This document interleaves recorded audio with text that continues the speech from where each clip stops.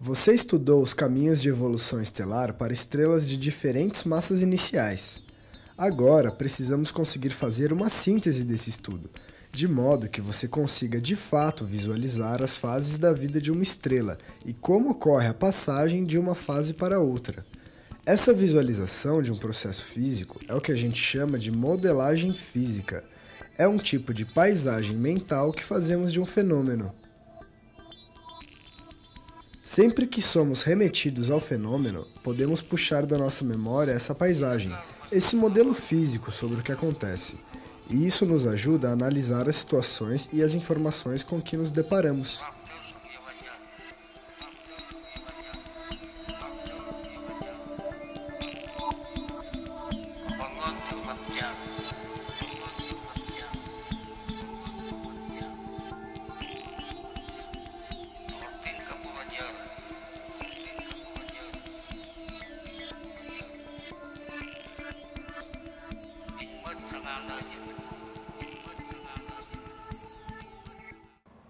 Estamos aqui com o professor Diego Gonçalves, que vai conversar um pouquinho conosco e nos explicar um pouco mais sobre evolução estelar. Diego, eu entendi que a estabilidade da estrela está relacionada com as reações nucleares que acontecem no interior dela. É isso, né? Então, eu poderia dizer que a mudança de fase de uma estrela durante o processo evolutivo é uma consequência de alguma mudança nas reações nucleares que estão acontecendo ali nas regiões do núcleo e próximas ao núcleo? Anne, é isso mesmo. Na verdade, a gente tem que relembrar um pouquinho, para entender a evolução da estrela, a gente tem que relembrar um pouquinho como é que é a estrutura dela, né? A estrela é um objeto gasoso que tem uma massa enorme, né? Então, a gravidade tende a puxar toda a matéria para a região central, tá, da estrela, colapsar tudo. Como é que a estrela se estabiliza? Ela se estabiliza porque existe uma pressão interna na região central da estrela que garante a parte externa de não colapsar, equilibra, é um equilíbrio de forças aí de pressão interna com a gravidade. De onde vem essa pressão interna? No caso, para você manter uma estrela como o Sol brilhando constantemente por bilhões de anos, a gente sabe que a única fonte de energia capaz de gerar tanta energia de forma estável é a fusão nuclear. Então a gente sabe que no interior do Sol ocorre a fusão nuclear. A brincadeira é como num êmbolo de uma seringa, né? Então se você enche a seringa de ar, né? Você tampa a saída de ar, né? E aperta, o que eu estou tentando fazer? Eu estou tentando fazer na seringa o que a gravidade faz numa estrela, puxar para baixo a matéria aqui, né? Para dentro da estrela a matéria. O gás que está aqui dentro do êmbolo, ele exerce uma pressão, conforme eu aumento aqui, diminuo o volume dele, né? Aumento a pressão, ele não deixa eu descer o êmbolo mais um pouquinho, tá? É isso que acontece na estrela. Quem faz o aumento de pressão do gás dentro da seringa, no caso da estrela, é a fusão nuclear. Se as reações de fusão nuclear promovem uma modificação das propriedades físicas dentro da estrela, o que é natural, porque você tem hidrogênio sendo transformado em hélio constantemente, chega um momento em que você não tem mais hidrogênio, né? Aí o que vai acontecer? Você vai mudar as condições de pressão no interior da estrela. Mudando as condições de pressão no interior da estrela, obviamente que a parte externa dela também vai mudar. Tá? E é isso que a gente observa. A gente observa as propriedades externas da estrela mudando com o tempo.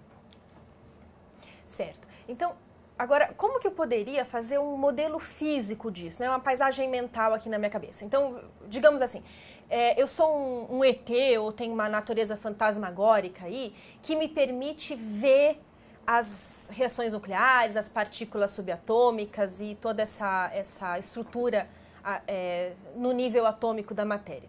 Então, eu vou lá na estrela, o que eu vejo? Lembremos que a reação de fusão nuclear, né, ela é uma reação que ocorre em escalas muito, muito pequenas, bem menores do que a escala do tamanho do átomo, que é a sua eletrosfera, né? Então imagine a situação de que a gente tem um plasma, né, na estrela, o gás está ionizado, então o átomo de hidrogênio, por exemplo, né, ele não tem a sua eletrosfera, o seu elétron foi arrancado devido à alta temperatura.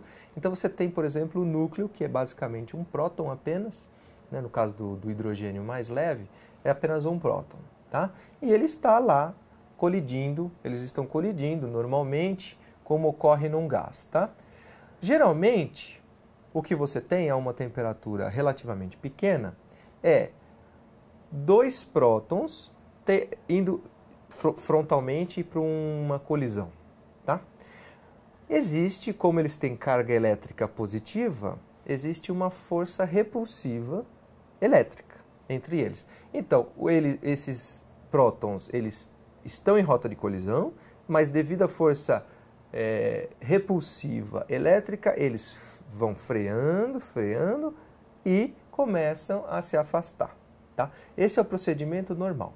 A questão é que quando a temperatura é muito alta, acima de 10 milhões de graus, o que acaba acontecendo é que os prótons, eles chegam, nesse momento de colisão, eles chegam tão próximos, que a força nuclear que começa a aparecer entre os dois ganha da força repulsiva elétrica e eles se juntam. Tá? A força nuclear ela opera apenas em distâncias muito pequenas, em escalas de tamanho muito pequenas. Então é como se fosse esse prego aqui que está na ponta dessa bolinha de isopor. Então eu só consigo prender as duas bolinhas de isopor se eu conseguir trazer essa segunda bolinha para a região onde está o prego. A questão é que por conta da força repulsiva eu só consigo fazer isso se essa velocidade dessa bolinha que está se aproximando fosse muito alta. Isso eu só consigo com temperaturas acima de 10 milhões de graus. Mesmo assim, acho que é 1% só, né, da massa ali que está sendo transformada em hélio. No caso do Sol, apenas a região nuclear, que representa aproximadamente 10% de sua massa, estão em condições de gerar esse tipo de processo. Tá? Que é a região nuclear, que é a mais quente. Apenas as regiões onde a temperatura é tão alta quanto 10 milhões de graus. Agora, a gente, na verdade, quando a gente fala assim reação nuclear, eu posso pensar que eu chamo de reação nuclear porque são, então essas bolinhas que representam núcleos de átomos que estão ali se recombinando. Não tem nada a ver com a ocorrência ser no núcleo da estrela. O fato do nome, reação nuclear. Exatamente, né? Nuclear significa que reação nuclear significa núcleos de átomos e não porque ocorre no núcleo da estrela. É uma coincidência, claro. Certo. E o que muda nesse quadro aí, quer dizer, vamos pensar no Sol agora, ou numa estrela como o Sol. O que muda que faz com que essa estrela vire uma gigante vermelha, cresça tanto e vire uma gigante vermelha? Tá, nesse caso eu vou usar um outro modelinho, né? Que imagine que esse aqui é o Sol, né? O que a gente vê é a fotosfera, a região externa do Sol, tá? Se eu pudesse, como você disse, se eu fosse um alienígena, né, pudesse olhar dentro do Sol, né, o que eu iria ver, ele não é oco, né? O Sol não é oco. Mas o que eu iria ver é uma região, a parte externa é a fotosfera, tá? Uma região interna que ela é bem quente, por onde o calor gerado na região central vai sendo transportado até chegar na fotosfera, mas a verdadeira região de interesse aqui, que é onde ocorrem todas as reações de fusão nuclear, é uma região extremamente pequena, bem lá no centro do Sol, tá? É o núcleo. Então, no núcleo do Sol ocorre a fusão do hidrogênio em hélio, tá? Hoje, como a gente vê o Sol, tá? Conforme o hidrogênio vai sendo transformado em hélio por reações de fusão nuclear nessa região central, as camadas mais externas é que passam nas camadas mais externas que passam a ocorrer as reações de fusão. E na região onde hoje é o núcleo, você vai ter apenas um núcleo de hélio, onde não ocorre fusão mais. Tá? O núcleo é desse tamaninho? O núcleo, na verdade, em escala ele seria menor ainda. É que eu não tenho bolinha de isopor para representar menor, mas é ainda menor. Tá? Ele é uma região muito pequena do Sol onde ocorre toda a geração de energia. Tá? Esse núcleo ele permanece inerte, ou seja, não há reações de fusão do hélio por enquanto. Tá? Nesse momento, o que acontece? As camadas onde vão ocorrendo a fusão do hidrogênio em hélio vão sendo cada vez mais externas. Como a área é maior, a luminosidade do centro, ou seja, a taxa com que a energia vai sendo gerada, aumenta. Se eu aumento a geração de energia na região central, o que acontece com a pressão? Aumenta também. Quando a pressão interna aumenta, eu faço o que com a região do envelope da estrela, que é toda essa parte de volta do núcleo aqui? Ela se expande, ela é empurrada para trás, para fora. É como no caso do êmbolo, se eu aumentasse a pressão interna do gás, o êmbolo subiria. Então, é como se a região externa do Sol fosse o êmbolo. Ele se expande. No que ele se expande, ele se esfria. Que aí é o que a gente vai ter no caso do Sol, a fase de gigante vermelha. Tá. Agora, o Sol, uma estrela como o Sol, né, depois da fase de gigante vermelha, ela vai liberar uma nebulosa planetária. Então, nebulosa planetária eu sei o que é, uma nuvem de gases, né, átomos, né, livres, ferro, hidrogênio, carbono, oxigênio, tal, hélio, que é empurrada para bem longe da estrela enquanto o resto está colapsando. Agora, por que isso acontece? Então, antes de ocorrer a ejeção da nebulosa planetária, o que há é o colapso do núcleo de hélio. Por que há um colapso do núcleo de hélio? Porque lá você já não tem mais a fusão da energia, a fusão nuclear para gerar energia. Então você não tem mais energia sendo gerada para sustentar a gravidade do próprio núcleo. Ele não consegue manter uma pressão alta contra a sua própria gravidade. Então, conforme ele se resfria, com o tempo ele vai colapsando devido à sua própria gravidade. Conforme ele colapsa, a sua temperatura aumenta. No caso de estrelas com massas acima de metade da massa do Sol, o colapso do núcleo vai ocorrer de forma a atingir temperaturas acima de 100 milhões de graus. Tá? A temperaturas acima de 100 milhões de graus, os átomos de hélio começam a se fundir em átomos ainda maiores. Tá? No caso, 2 átomos de hélio se recombinam para formar o berílio. A questão é que o berílio ele é instável. Então, a maneira estável de você gerar fusão por hélio é usando 3 átomos de hélio para formar o carbono. O carbono é um átomo estável. Por isso que a gente chama de reação triplo alfa. Alfa é a partícula alfa que representa o núcleo de hélio. Então, 3 átomos de hélio acima de 100 milhões de graus conseguem fundir o átomo de carbono. Tá? Nesse momento, então, você volta a ter uma luminosidade gerada na região central. Tá? Então, você consegue gerar energia na região central de novo. Essa energia é muito grande. O que acontece? Conforme esse processo de fusão do hélio envolvido pela fusão do hidrogênio estão acontecendo, essa luminosidade, como eu já disse, aumenta a pressão no núcleo e aí sim, durante o processo da queima do hélio, queima entre aspas, né, porque é fusão nuclear, o que acontece é a ejeção do envelope da estrela, que é aquela região inerte onde não ocorre fusão nenhuma, tá? Que é o envelope.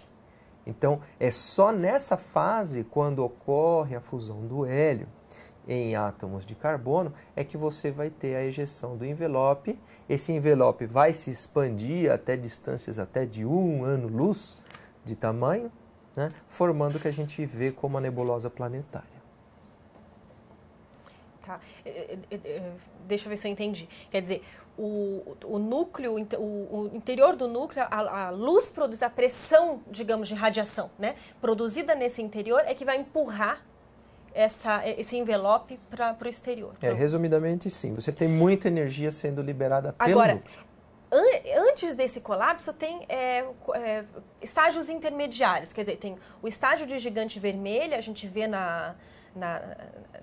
naquele processo que está no roteiro, né? Tem a gigante vermelha e depois tem a anã branca, né? Que é o que você explicou, mas tem duas fases intermediárias, que são o ramo assintótico, né? O ramo horizontal. Então, a saída da sequência principal, que é justamente o momento em que a fusão nuclear de hidrogênio cessa no núcleo, né?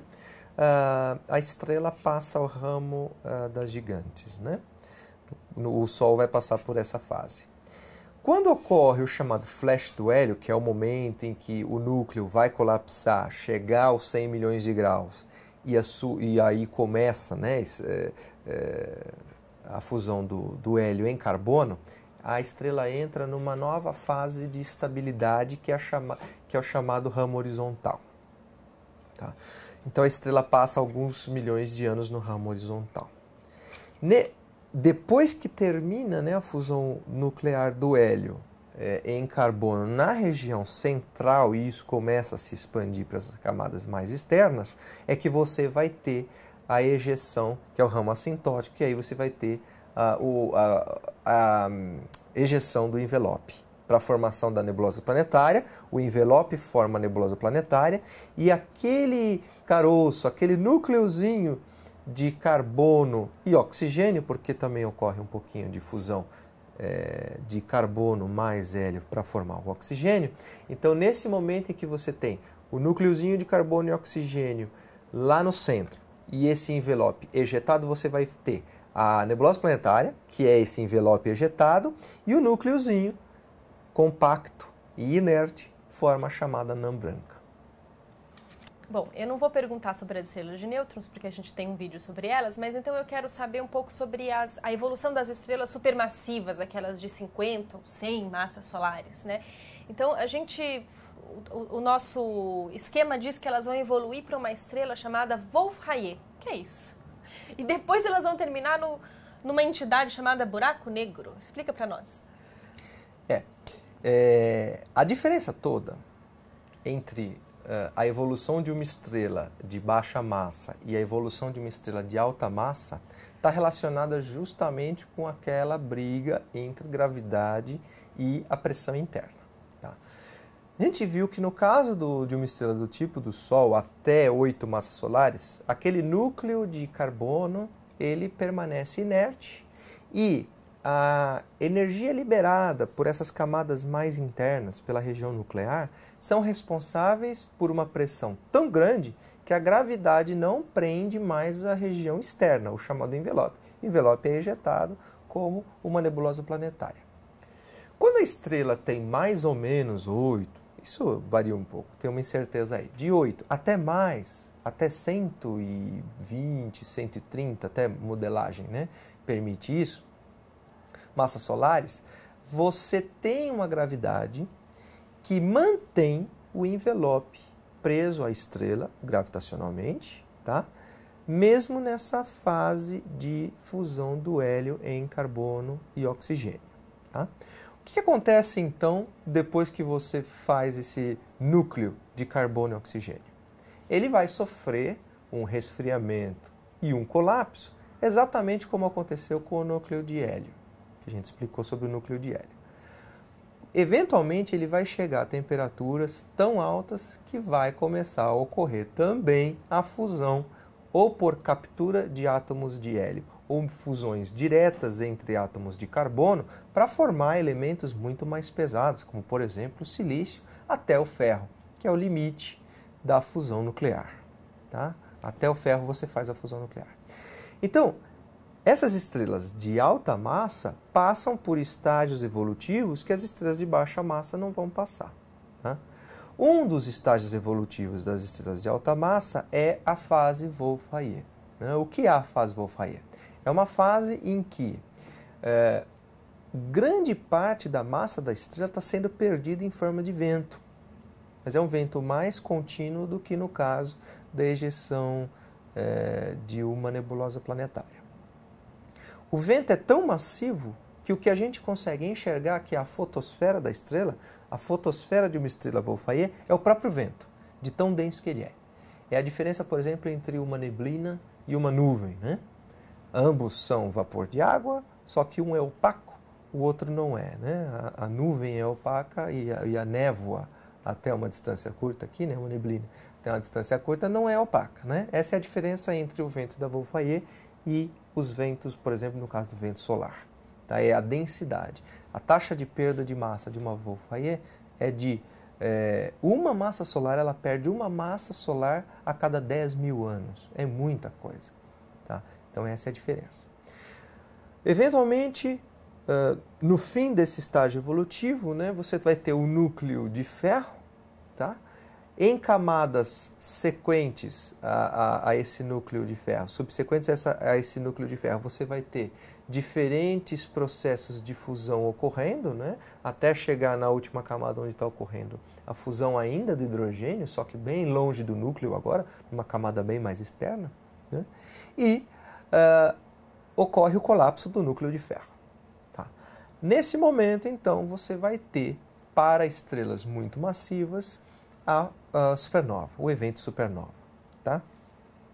Se o núcleo remanescente não for de massa inferior a 3 massas solares mais ou menos, que é o que vai formar uma estrela de nêutron, aí você vai formar o chamado buraco negro. Tá?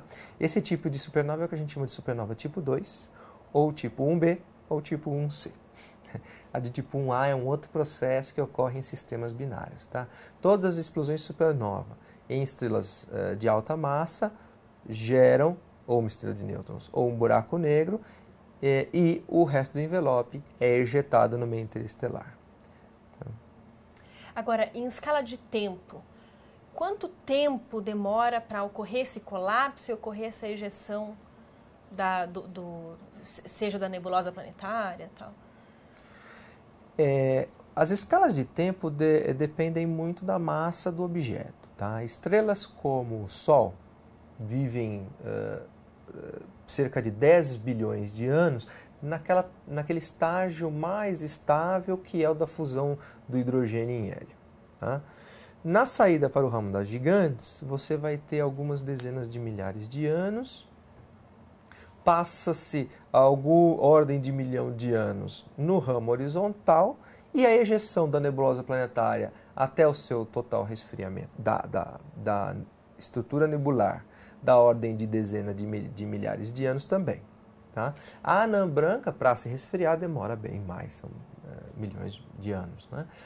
Mas, comparativamente, as estrelas de alta massa, como as que passam pela fase de Wolf-Rayet, elas têm uma vida muito mais curta. Tá? Todo o processo de queima do hidrogênio, queima do hélio, até formação do núcleo de ferro e explosão de supernova e formação do buraco negro, não chega a 1 milhão de anos. Então essa é uma grande diferença entre as estrelas de massa baixa e estrelas de massa alta. É a escala de tempo. Tá bom. Diego, agora eu quero saber, assim, a gente está filmando, fazendo o filme nesse lugar aqui peculiar. Explica para nós sobre o que é esse monte de caixas. Por que, né, a gente está fazendo essa entrevista aqui? Na verdade, tudo que a gente sabe, praticamente tudo que a gente sabe sobre evolução estelar é via modelos teóricos. A gente tem, claro, as observações, a gente observa milhões e milhões de estrelas, né, suas propriedades, em geral, externas. Né? No caso de neutrinos solares, a gente tem alguma evidência do que ocorre lá no centro, e por sismologia, a gente também, heliosismologia, a gente conhece alguma coisa da região interna, mas, basicamente, essas escalas de tempo que eu estou comentando aqui, as massas que definem cada estágio, o que ocorre em cada estágio evolutivo, por exemplo, tudo isso é definido teoricamente. Né? E como é que se faz esses modelos teóricos? Né? Então você tem um programa de computador que você precisa de grande capacidade computacional para resolver. Tá? Nesse caso, esse equipamento que está atrás de mim é um cluster chamado um cluster de computadores. Nesse caso, eu tenho no nosso grupo de pesquisa aqui, são 340 núcleos de processamento, tá? Dedicados apenas para a simulação de problemas do universo, astrofísicos. Né?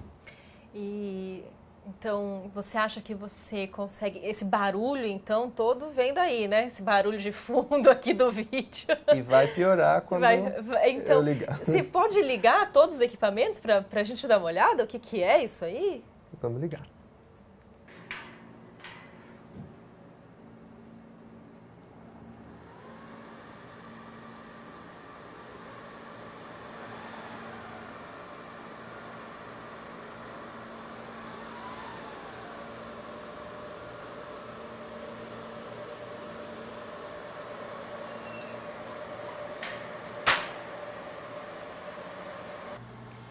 Então, Diego, o que você faz é ficar na frente dessa tela de computador, com esse monte de computador em volta, esse barulhão, fazendo contas e olhando os números aparecerem na tela.